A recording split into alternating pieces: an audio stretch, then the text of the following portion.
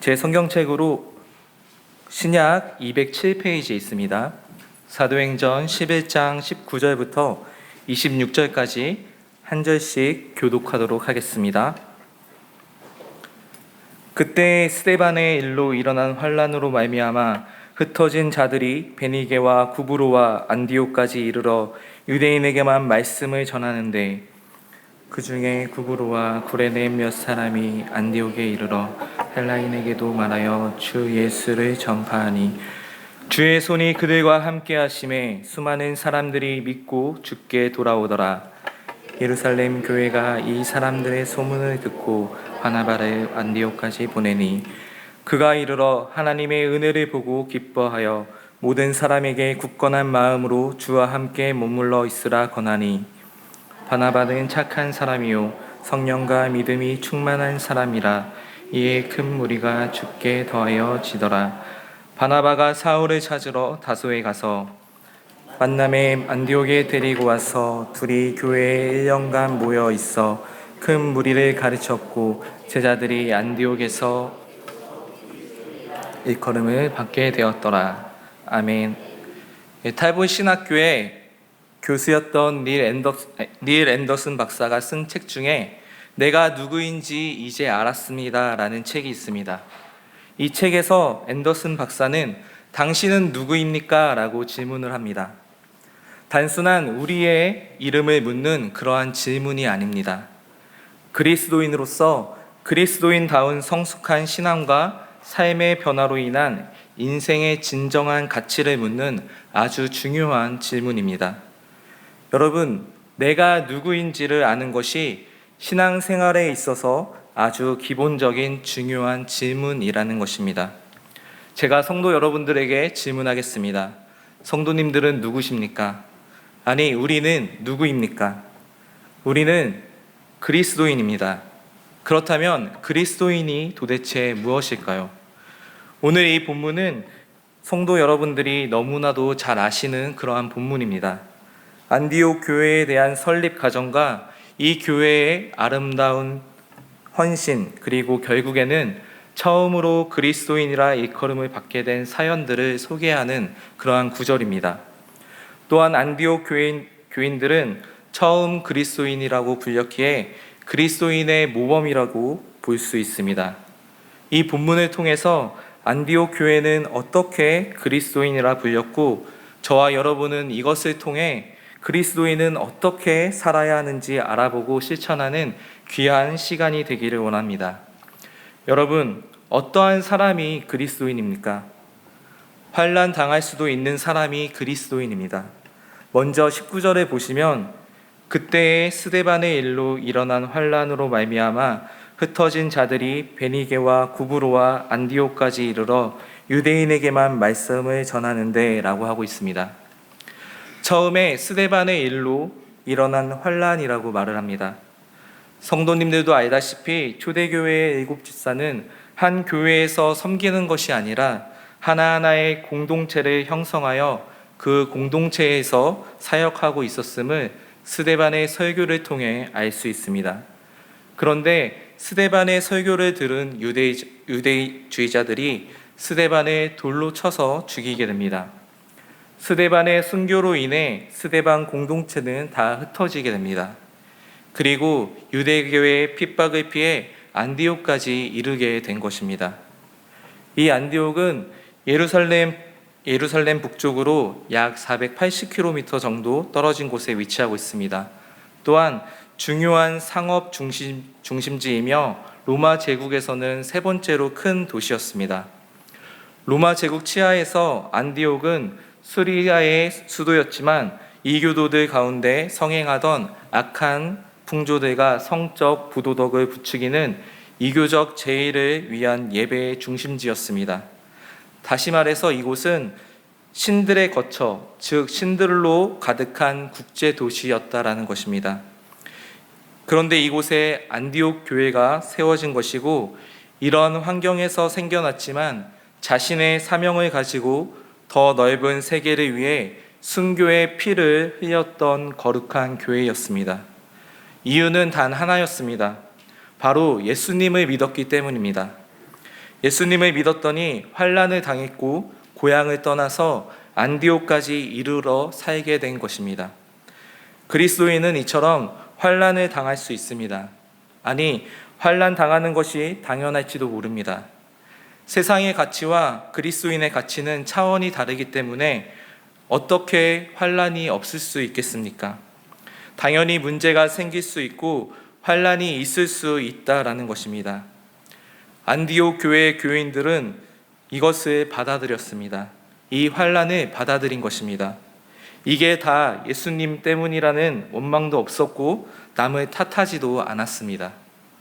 저와 여러분도 하나님의 은혜로 말미암아 그리스도인으로서 이 땅에서 살아가고 있습니다. 이 땅에서 살아가기에 분명 세상의 방법과 부딪힐 수 있고 환난이 올 수 있습니다. 그럼에도 불구하고 환경의 지배를 받지 않는 저와 여러분이 되기를 바랍니다. 여러분, 어떠한 사람이 그리스도인입니까? 바로 선교하는 사람이 그리스도인입니다. 본문 20절을 함께 읽어보도록 하겠습니다. 그 중에 구브로와 구레네 몇 사람이 안디옥에 이르러 헬라인에게도 말하여 주 예수를 전파하니, 지금까지 예루살렘 밖에서 피해 도망친 헬라파 유대인 제자들은 자기들의 복음 전파 활동을 여러 지역의 유대인 공동체에만 국한시켰습니다. 안디옥에 와서도 처음에는 유대인들에게만 복음을 전했습니다.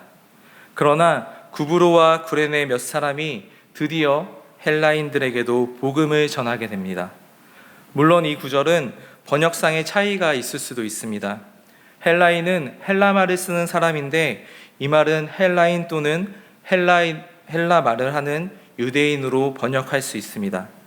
번역상의 문제지만 결국은 헬라인들에게 복음을 전한 것입니다. 성경대로 이 구절을 이해한다면 안디옥에서 드디어 이방인들에게 복음을 전하는 선교의 사명을 감당하고 있다라는 것입니다. 안디옥 교회가 성장할 수 있었던 이유는 다름이 아니라 선교의 사명을 갖고 있었기 때문입니다. 또한 주의 손이 이들과 함께 하셨기 때문입니다.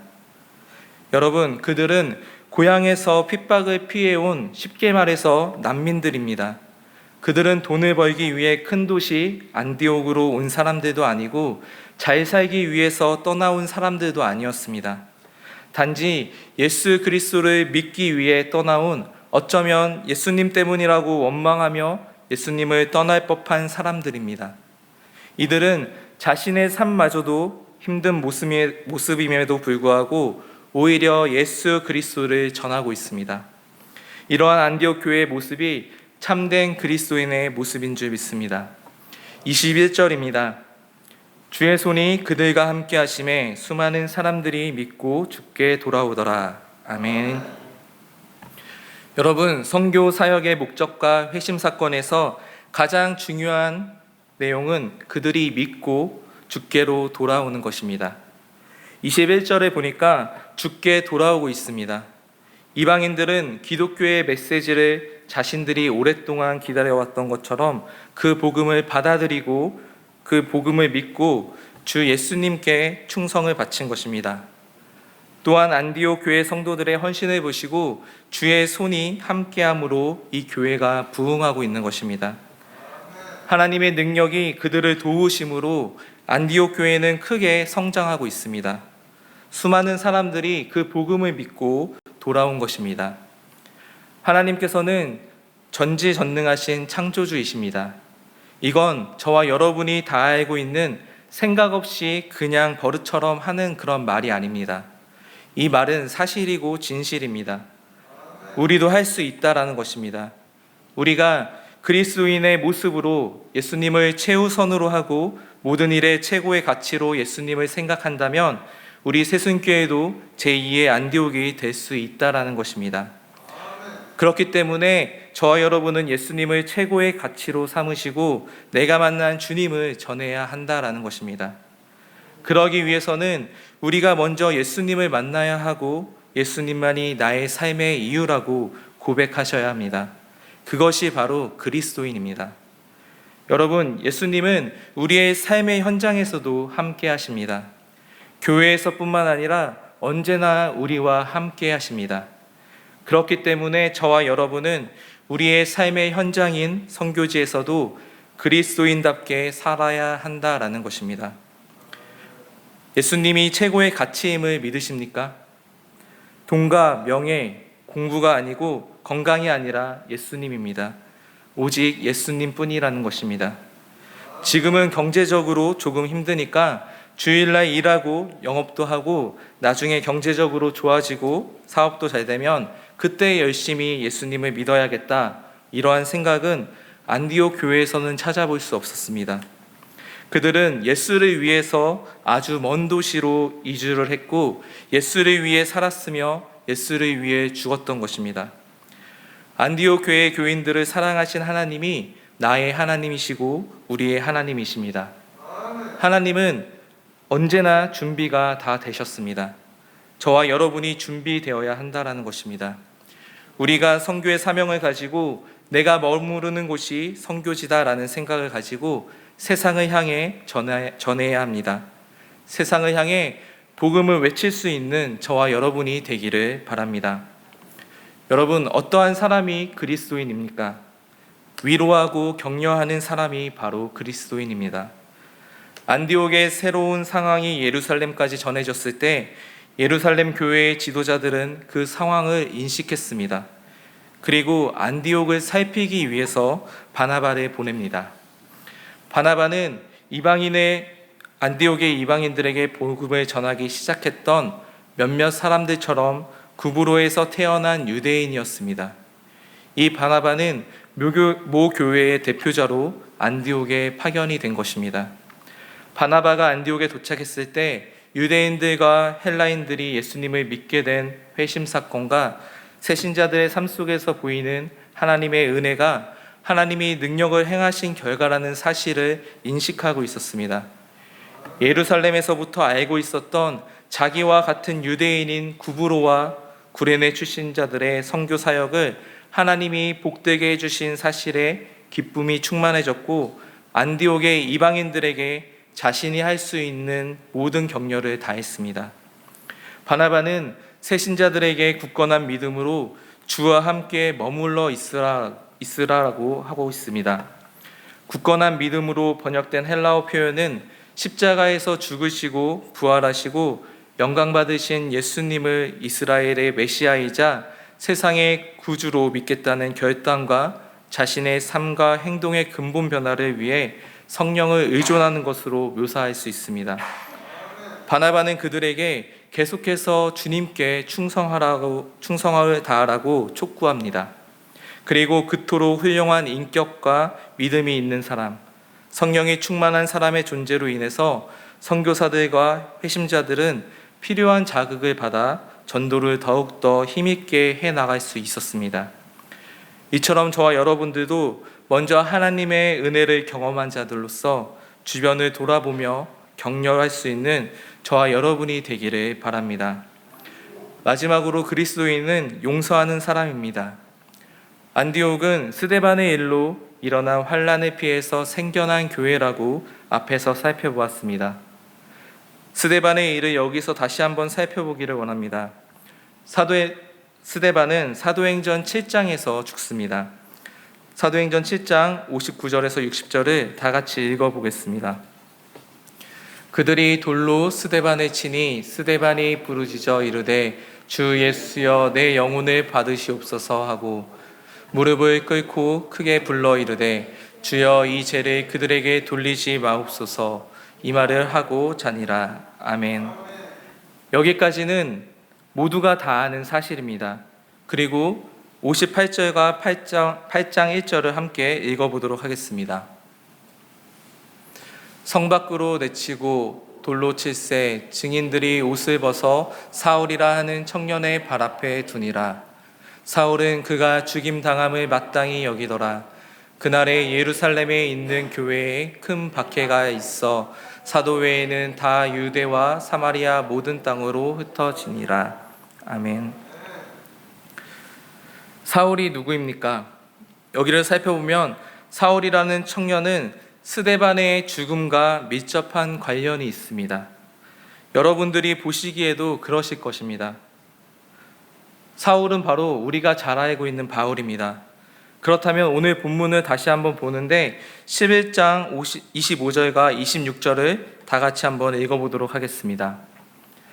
바나바가 사울을 찾으러 다소에 가서 만남에 안디옥에 데리고 와서 둘이 교회에 1년간 모여 있어 큰 무리를 가르쳤고 제자들이 안디옥에서 비로소 그리스도인이라 일컬음을 받게 되었더라.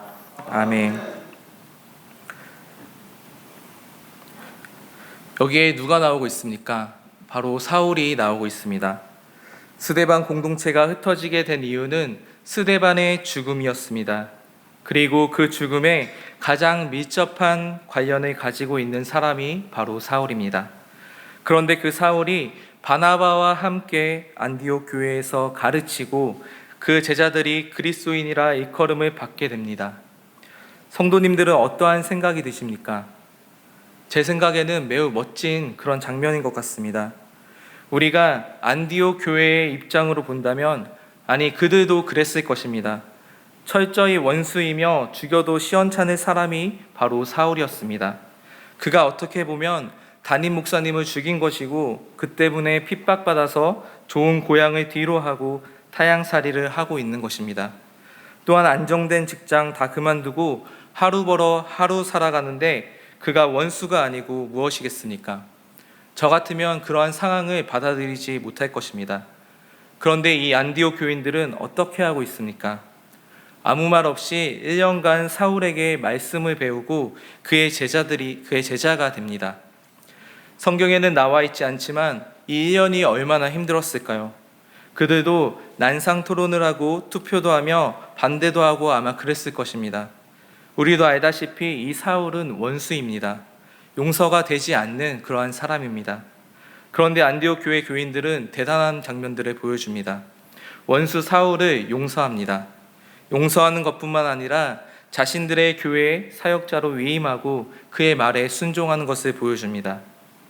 원수를 사랑하라는 예수님의 말씀에 순종하는 이 멋진 안디옥 교회 교인들이 바로 그리스도인입니다. 제가 군대에 있을 때 정말 너무나 용서가 안 되고 보기만 해도 화가 나고 했던 사람이 한 명 있었습니다. 그때는 저도 혈기 왕성했기 때문에 몰래 그 사람의 주소를 외우기도 했었고 전역하고 한번 찾아보자 이런 생각도 한 적이 있습니다. 그리고 어느 날 그 사람은 정말 도를 넘는 행동을 하기에 제가 이성을 살짝 잃어버릴 뻔했습니다. 아마 그때 심정은 너 죽고 나도 죽자 이러한 심정이었던 것 같습니다. 그런데 정말 그 순간 제 마음에 이러한 생각이 들었습니다. 너는 겨우 그 정도로 화나고 그렇게 분하고 억울하냐? 나는 모든 사람들에게 온갖 욕설과 고난을 받았고 너를 위해 십자가를 졌다.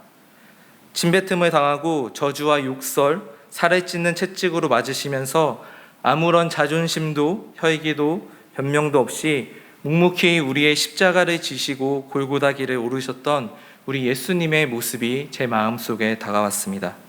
손과 발에 못이 박히고 조롱하던 그 무리들을 저주하지 않으시고 오히려 고통의 십자가 위에서도 저들의 죄를 용서해달라고 하셨던 그 예수님의 음성이 제 가슴을 때린 것 같았습니다.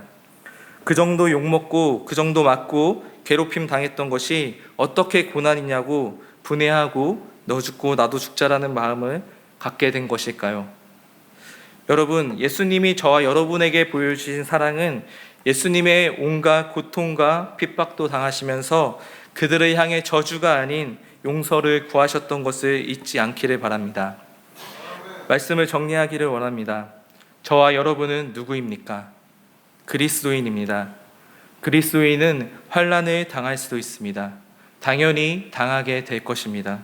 그 이유는 세상이 말하는 가치와 우리가 생각하는 가치가 다르기 때문입니다. 또한 그리스도인은 선교, 전도를 해야 합니다. 하나님께 받은 사랑과 은혜를 우리만 누려서는 안 된다라는 것입니다.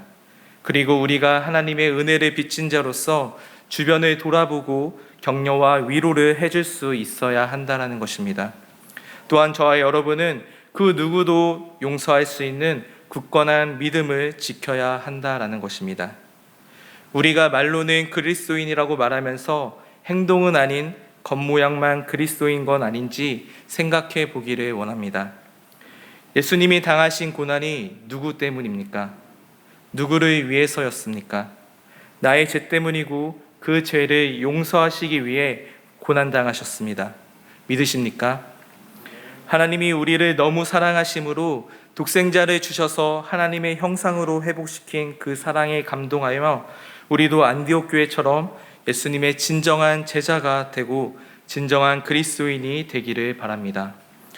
안디옥 교회가 선교의 사명과 예수님의 모습의 본을 받아 용서하여 아름다운 교회가 되었듯이 우리 새순교회가 하나님이 보시기에 아름다운 그리스도인이 넘쳐나는 제2의 안디옥이 되기를 소망합니다. 이 시간 함께 기도하실 때 오늘 말씀을 기억하시며 우리가 겉모습만 그리스도인으로 살아가는 것이 아니라 어떠한 상황에서도 주님의 사랑을 기억하며 이웃을 돌아보며 용서하고 격려할 수 있는 그런 주님의 참된 자녀들이 그리스도인이 될 수 있게 믿음 허락하여 주시고 성령님이 함께 해달라고 이 시간 함께 기도하겠습니다. 기도하시겠습니다.